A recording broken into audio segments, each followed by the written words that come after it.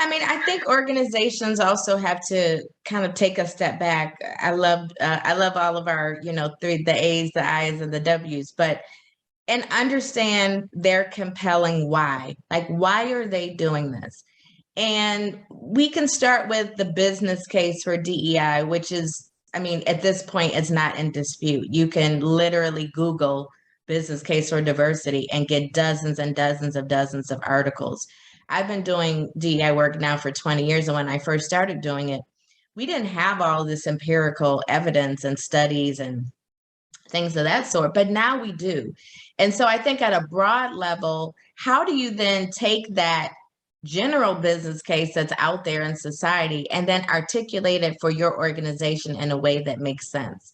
So making people understand that if you're thinking about, for example, I often say it's in three buckets: talent, business, and community. So if you think about how do we attract and retain the best talent, there's tons of data that shows that, particularly in the moment we're in now around the Great Resignation, or people are looking for companies that are committed in the space. They're doing research on you to see what are your initiatives and what you're doing. And so leaning into DEI will actually open up your talent pool more because people will see that you're taking it seriously if you do back it up with action, and they'll want to be a part of driving that change. So how do you win that war for talent?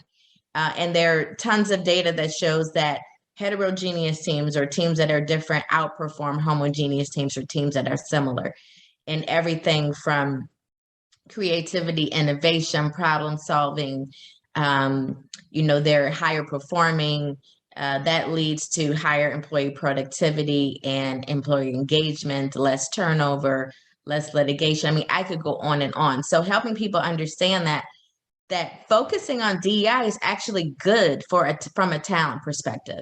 From your business, same thing. There's tons of data that shows that organizations that focus on DEI, they have higher market share, higher customer satisfaction, more revenues and profitability, higher stock price. Once again, I could go on and on. So from a business perspective, it's also good.